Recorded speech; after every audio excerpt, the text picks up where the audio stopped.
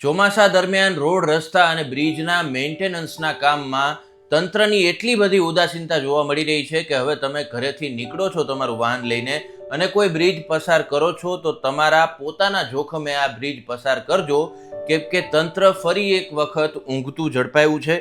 એક બ્રિજ ધરાશાયી થયો છે, જે બ્રિજ પાદરા અને જંબુસર વચ્ચે આવેલો છે. ત્યારે આ બ્રિજની જો વાત કરીએ તો ગુજરાત માર્ગ અને મકાન વિભાગની 25 વર્ષના આયુષ્ય સાથેની મંજૂરી લેવામાં આવી હતી અને આ બ્રિજ 45 વર્ષે ધરાશાયી થાય અને એમાં લોકો મોતને ભેટે એની તંત્ર રાહ જોઈ રહ્યું હોય એવા પ્રકારની આ ઘટના છે. વડોદરામાં પાદરા જંબુસર વચ્ચે આવેલો આ બ્રિજ છે કે જે તૂટી પડતા વાહનો છે તે નદીમાં ખાબકી ગયા છે. એક ટ્રક છે કે જે તમે દ્રશ્યોમાં જોઈ શકો છો કે હજુ પણ લટકતી હોય તે પ્રકારના દ્રશ્યો સામે આવ્યા છે. આ ઉપરાંત આ બ્રિજનું નિર્માણ જે છે તે 1985માં કરવામાં આવ્યું હતું અને મહીસાગર નદી ઉપર આવેલો આ બ્રિજ છે જે ધરાશાયી થતા જે ગંભીર બેદરકારી તંત્રની કહી શકાય તે સામે આવી ગઈ છે. ખાસ કરી સરકારે નવો બ્રિજ બનાવવાની મંજૂરી પણ આપી દીધી હતી. તેનું જે સર્વે પ્રક્રિયા છે તે પણ ચાલી રહી હતી અને છતાં પણ આ બ્રિજ બંધ કરવામાં નહોતો આવ્યો, કેમ કે ક્યાંક ને ક્યાંક કહી શકાય કે જે પ્રકારે મુખ્યમંત્રીએ પણ 212 કરોડમાં આ બ્રિજની મંજૂરી આપી હતી તેવું ઋષિકેશ પટેલ મંત્રીનું પણ નિવેદન આવ્યું છે.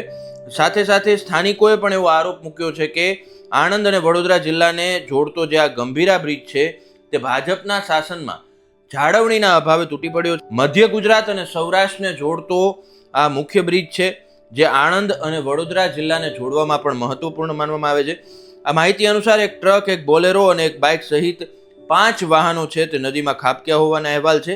આ મામલે ખુદ કલેક્ટરે પણ ઘટનાની જાણકારી આપી છે, જેને ધ્યાનમાં રાખીને અમિત ચાવડાએ જે ટ્રાફિક જામની સમસ્યા આ બ્રિજ ધરાશાયી થતા સર્જાઈ હતી તેનો તાત્કાલિક ધોરણે નિકાલ આવે તેના માટે રજૂઆત કરી છે. ગુજરાત વિધાનસભા કોંગ્રેસના નેતા અને આંકલાવના ધારાસભ્ય અમિત ચાવડા છે તેમના દ્વારા જે માહિતી આપવામાં આવી છે તેની જો વાત કરીએ તો આ બ્રિજ આણંદ વડોદરા જિલ્લાને કનેક્ટ કરે છે.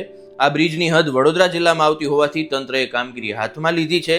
તેમણે જણાવ્યું કે બ્રિજ તૂટવાની ઘટના બાબતે પોલીસને જાણકારી આપી દેવામાં આવી હતી.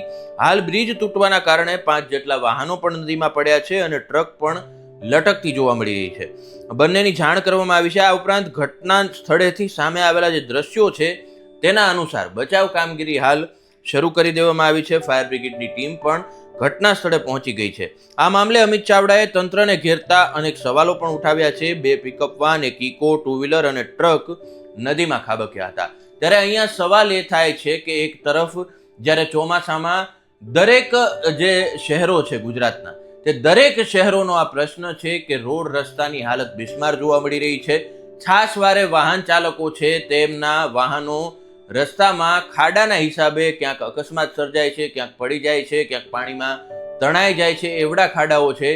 પરંતુ છતાં પણ જે કામગીરી થવી જોઈએ, જે એક્ટિવલી સમારકામ થવું જોઈએ તે નથી થતું અને આ જે ઘટના સામે આવી છે એ તો કેટલી ગંભીર કહી શકાય કે 25 વર્ષની મંજૂરી જ્યારે ખુદ રાજ્યના માર્ગ અને મકાન વિભાગે આપી હોય અને 45 વર્ષ સુધી આ બ્રિજ કાર્યરત હોય, નવો બ્રિજ બનવાની મંજૂરી ટેન્ડર પ્રક્રિયા હાથ ધરાઈ હોય, છતાં પણ શા માટે આ બ્રિજને શરૂ રહેવા દેવામાં આવ્યો? શું લોકોના મોત આ બ્રિજ પરથી આ દુર્ઘટનામાં થાય એની તંત્ર રાહ જોતું હતું?